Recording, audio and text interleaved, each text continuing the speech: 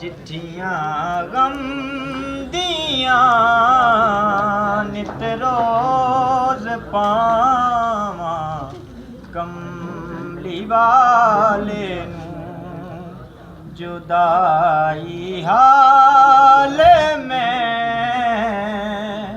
रोके सुनावां कमली वाले नूं जुदाई हाल में रोके सुनावां कमली वाले नूं जनाबे आमना जाया हलीमा गोद विच पाया जनाबे आमना जाया हलीमा गोद विच पाया खेड़ा के तय गईयां दोवें उमावां कमली वाले खेड़ा के तय गईयां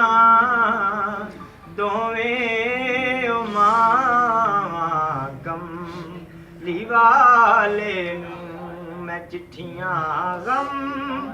दियां नित रोज पावां कमली वाले नूं मुकद्दर मैनू ले जावन जे इक वारी मदीने नूं मुकद्दर मैनू ले जावन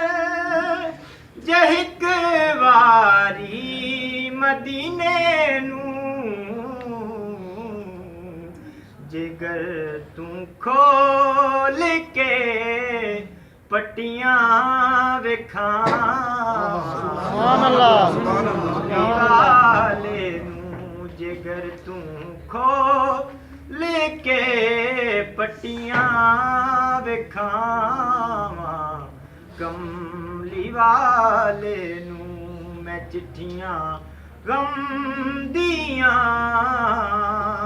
नित रोज पावां कमली वाले नूं हमेशा या रसूल अल्लाह पुकारा ऐसे लेना से हमेशा या रसूल अल्लाह पुकारा ऐसे लेना से मैं मर जावां जे इक पल भी भुलावां कमली वाले नूं मैं मर जावां जे इक पल भी भुलावां कमली वाले नूं मैं चिट्ठियां गम दियां नित रोज पावां कमली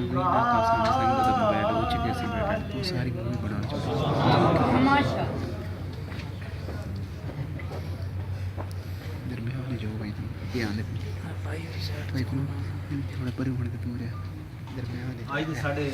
मेहमान खुसूसी जनाब मिस्त्री फरूक साहब और मोहम्मद मुस्तफा साहब तकरीब का इनाम का सिलसिला शुरू होगा वो सब तो पहले मैं दावत देना बहुत अच्छी ब्रेक करने वाले रमजान लाला साहब कि वो आवन और अपना इनाम शुरू करें।